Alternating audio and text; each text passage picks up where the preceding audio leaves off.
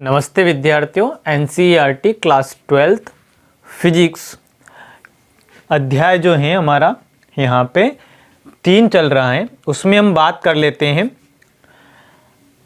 समांतर पट्ट संधारित्र की धारिता के लिए व्यंजक की। ठीक है, हमारा जो क्वेश्चन है समांतर पट्ट संधारित्र की धारिता के लिए व्यंजक अध्याय जो है आपका 3 विद्युत धारिता के अंतर्गत आता है। ये यहाँ पे हमारा डायग्राम बना हुआ है।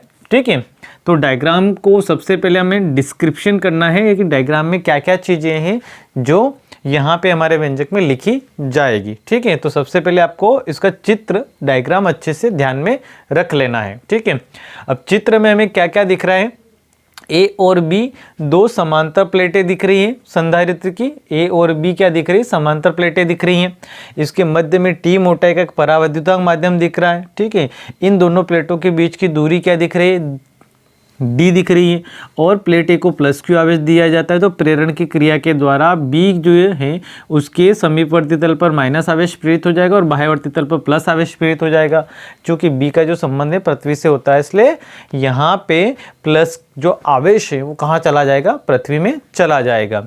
तो ये सारी जो चीज़ें हम लिखेंगे, ये कहाँ से लिखेंगे, चित्र की सहायता से लिखेंगे। हमारा क्वेश्चन है समांतर पट्ट संधारित्र की धारिता के लिए हमें व्यंजक प्राप्त करना है, धारिता निकालनी है। तो सबसे पहले यहाँ पे लिखेंगे हम, माना ए और बी संधारित्र की 2 समांतर प्लेटें हैं।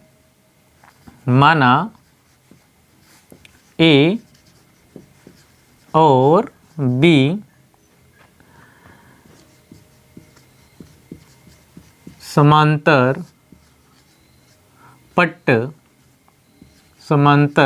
पट्ट संधारित्र की 2 प्लेटें हैं जिनके बीच की दूरी स्मॉल डी है। इनके मध्य के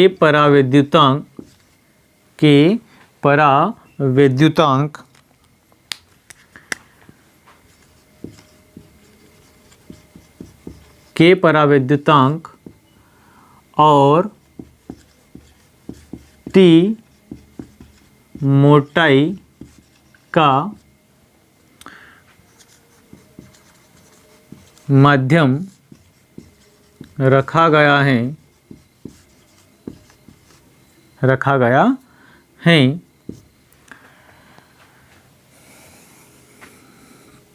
प्लेट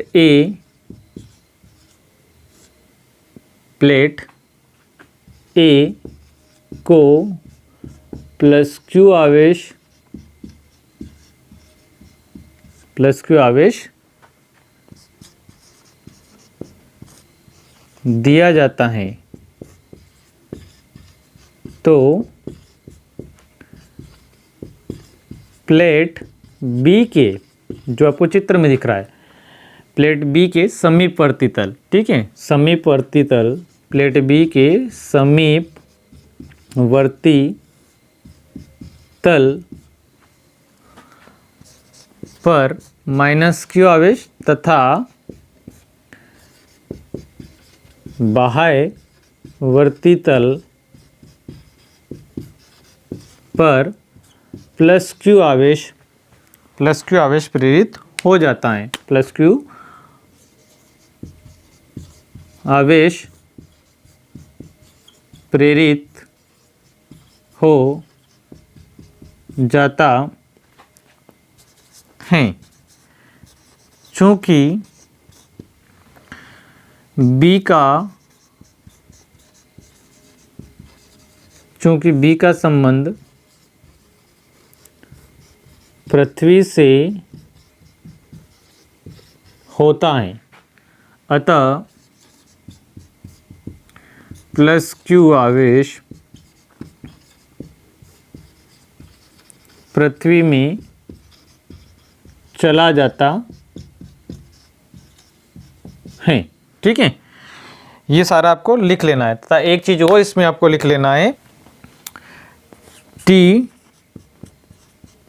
मोटाई में परावैद्युतांक माध्यम, टी मोटाई में परावैद्युतांक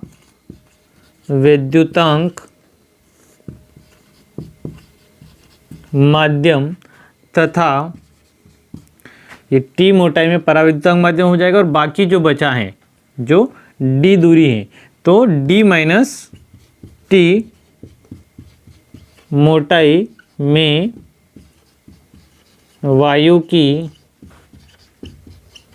परत होगी। ठीक है, ये आपको लिख लेना है। अब ये जो सारी चीज़ें इतनी हमने लिखा है ये सारा हमें चित्र से याद रखना है कि ए और बी समांतर प्लेट संधारित्र की दो प्लेटें हैं, इनके मध्य टी मोटाई का परावैद्युतांक है तथा दोनों प्लेटों के बीच की दूरी क्या है, डी है। प्लेट ए को प्लस क्यू आवेश दिया जाता है तो प्लेट बी के समीपवर्ती तल पर माइनस आवेश तथा बाह्यवर्ती तल पर प्लस आवेश प्रेरित हो जाता है। चूंकि बी का संबंध जो है पृथ्वी से होता है इसलिए प्लस क्यू आवेश कहाँ चला जाता है, पृथ्वी में चला जाता है। यहाँ पे बात करें तो टी मोटाई में टी मोटाई में परावैद्युतांक माध्यम हो जाएगा और डी माइनस टी मोटाई में वायु की परत हो जाएगी। ये टी मोटाई है आपकी, इसमें परावैद्युतांक माध्यम हो जाएगा और बाकी जो हिस्सा बच रहा है उसमें क्या हो जाएगी, वायु की परत। डी माइनस टी मोटाई जो बच रही है उसमें क्या हो जाएगी, वायु की परत हो जाएगी।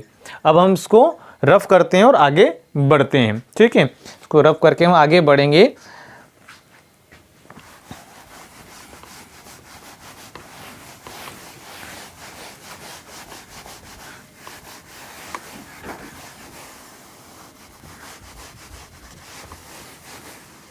देखिए अब हम आगे बढ़ें तो यहाँ पे एक चीज़ और आप लिख लें, इनका क्षेत्रफल ए होता है, इसका भी क्षेत्रफल कितना ए होता है और पृष्ठ घनत्व कितना होता है, रो होता है। ठीक है, ये प्लस ये माइनस हो जाएगा यहाँ पे रो। अब यदि लिखें हम, यदि आवेश का पृष्ठ घनत्व रो है, यदि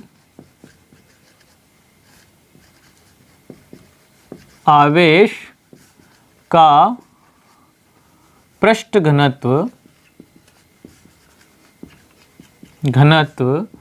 रो है तो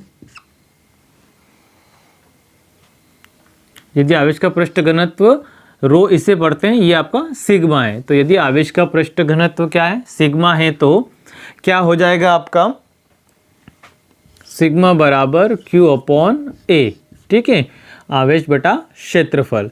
अब यदि हम आगे बढ़ते हैं इसमें तो वायु की परत में जो है विद्युत क्षेत्र की तीव्रता हम निकाल लेंगे, क्योंकि यहाँ पे पृष्ठ घनत्व निकाल लिया। तो अब लिखेंगे हम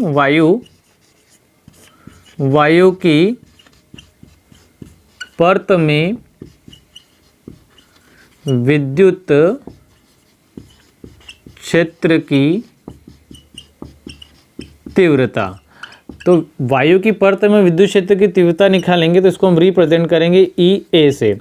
ये हो जाएगा आपका सिग्मा अपॉन एप्सिलॉन ज़ीरो। यहाँ पे अगले स्टेप में हमें एप्सिलॉन ज़ीरो का मान पुट करना है। तो एप्सिलॉन ज़ीरो का मान क्या है आपके पास, Q अपॉन A।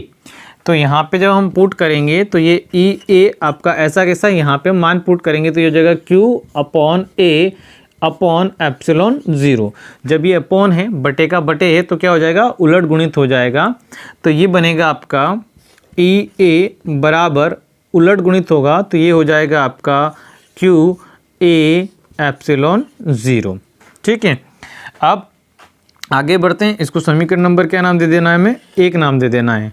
आगे बढ़ेंगे और यदि हम मान लें कि जो हमारा परावैद्युतांक माध्यम है के उसमें विद्युत क्षेत्र की तीव्रता कितनी हो, E हो, तब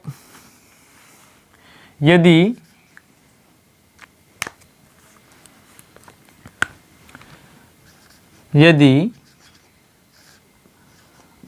परावैद्युतांक में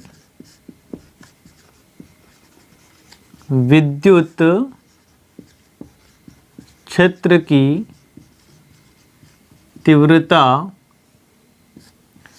E हो तो ई बराबर, ठीक है, ई बराबर क्या हो जाएगा, क्यू ए एप्सिलॉन 0 के, ठीक है। इसको इक्वेशन नंबर क्या नाम दे देना है, 2 नाम दे देना है। ये जो आपकी समीकरण आप देख रहे हैं इसमें सिर्फ क्या जुड़ जाएगा, यहाँ पे परावर्तक माध्यम क्या जुड़ जाएगा, आपका के जुड़ जाएगा, ठीक है। ये ई एम यानी वायु में विद्युत क्षेत्र की तीव्रता है और ये परावर्तक माध्यम में विद्युत क्षेत्र की तीव्रता है। अब दोनों विद्युत क्षेत्र की तीव्रताओं के बाद हम निकालेंगे ए और बी के बीच का विभवांतर V, ठीक है।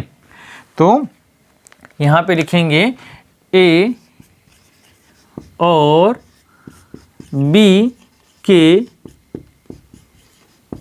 बीच का विभवांतर V हो तब V बराबर क्या हो जाएगा आपका, ई ए किस तीव्रता में है या किस मोटाई में है, डी माइनस टी मोटाई में निकाली गई है, और प्लस ई ये किस मोटाई में निकाली गई है, टी मोटाई में निकाली गई है। अब यहाँ पे हमें क्या करना है, समीकरण 1 व 2 से मान यहाँ पे पुट कर देना है, ठीक है। तो यहाँ पे लिखेंगे हम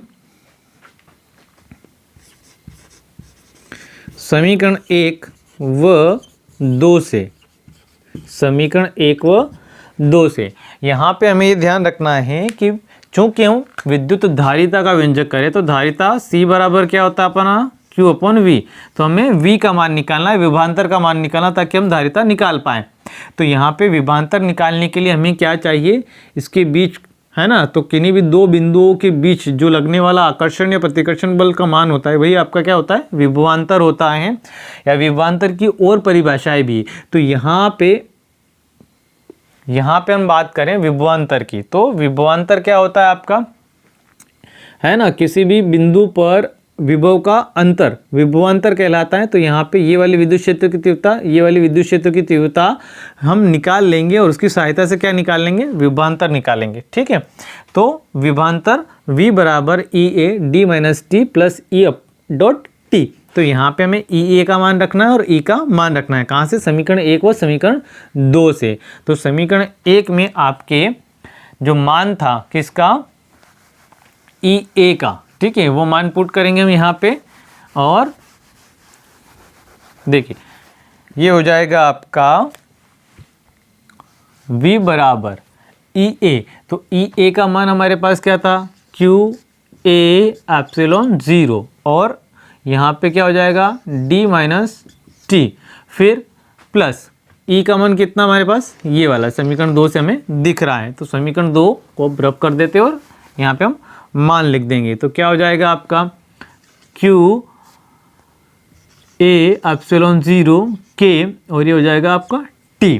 अब यहाँ से हम बात करें तो दोनों पदों से क्या कॉमन निकाल सकते हैं हम, Q कॉमन निकाल सकते हैं। तो V बराबर यहाँ पे हो जाएगा आपका Q, और नीचे से निकाल लेंगे हम A एप्सिलॉन 0। देखिए ऊपर से, ऊपर वाले पद में हम क्या कॉमन निकालेंगे, Q कॉमन निकालेंगे, और यहाँ पे क्या कॉमन निकालेंगे, A एप्सिलॉन 0। तो जब हमने ये दोनों पद कॉमन निकाल लिए तो यहाँ पे तो बचा आपका D माइनस टी, ठीक है, ये बचा है, बटे कुछ नहीं, तो यहाँ पे क्या लिख सकते हैं हम, 1 लिख सकते हैं, प्लस यहाँ पे अगर बात की जाए तो यहाँ बचा है T बटा K। अब इसको क्या नाम दे देना है, समीकरण नंबर 3 नाम दे देना है। आगे बढ़ना है और लिखना है, यदि संधारित्र की धारिता जो है C है तब, यदि संधारित्र की धारिता C हो तब, तो क्या बन जाएगा ये हमारा, C बराबर Q अपॉन V। यहाँ पे हमें क्या करना है, ये जो V का मान आया है यहाँ पे V का मान रख देना है। तो यहाँ पे लिखना है आपको, समीकरण 3 से V का मान रखने पर, तो समीकरण 3 से हम क्या करेंगे, यहाँ पे V का मान रखेंगे। तो क्या हो जाएगा ये आपका, C बराबर Q अपॉन में V का मान कितना हमारे पास, Q ए एप्सिलॉन ज़ीरो, यहाँ पे हो जाएगा आपका D minus T upon one, इसको बड़ा कोष्टक लगा देते हैं, ठीक है, माइनस टी अपॉन के। अब यहाँ पे ये q से q क्या हो जाएगा, कैंसिल आउट हो जाएगा, और ये देखिए पद जो देखिए बटे का क्या है, बटे, तो उलट गुणित होकर कहाँ चला जाएगा, ऊपर चला जाएगा। तो ये आपका बनेगा c बराबर ए एप्सिलॉन ज़ीरो अपॉन में रहेगा आपका d minus T upon one minus, sorry यहाँ पे प्लस, तो यहाँ पे भी क्या रहेगा प्लस, तो प्लस टी अपॉन के, और यही अभिष्ट हमारा क्या है, व्यंजक है, ठीक है। तो हमें कुछ चीज़ों का ध्यान रखना है, चित्र का ध्यान रखना है, उसके आधार पे उसका डिस्क्रिप्शन लिखना है, और कुछ बातों का ध्यान रखना है व्यंजक में कि यदि हम धारिता ज्ञात कर रहे हैं तो हमारे दिमाग में धारिता का सूत्र होना चाहिए C बराबर Q अपॉन V, C बराबर Q अपॉन V, यानी मुझे यहाँ पे क्या निकालना पड़ेगा, V का मान निकालना पड़ेगा। तो V का मान निकालने के लिए यहाँ पे विद्युत क्षेत्र की तीव्रताएं हमें पता होनी चाहिए। तो विद्युत क्षेत्र की तीव्रताएं माध्यम में किस प्रकार से निकाली जाती हैं, और वायु की जो परत है उसमें किस प्रकार से निकाली जानी चाहिए या निकाली जाती हैं, तो ये चीज़ें हमें ध्यान में होनी चाहिए। तो आई होप आपको क्वेश्चन समझ में आया होगा। यदि क्वेश्चन समझ में आए हैं तो लाइक करें, शेयर करें, कमेंट करें, और यदि आप मेरे यूट्यूब चैनल पे नए हैं तो चैनल को सब्सक्राइब कर ले, बेल आइकन को प्रेस कर ले, ताकि इस प्रकार के जो वीडियो हैं आपको मिलते रहें।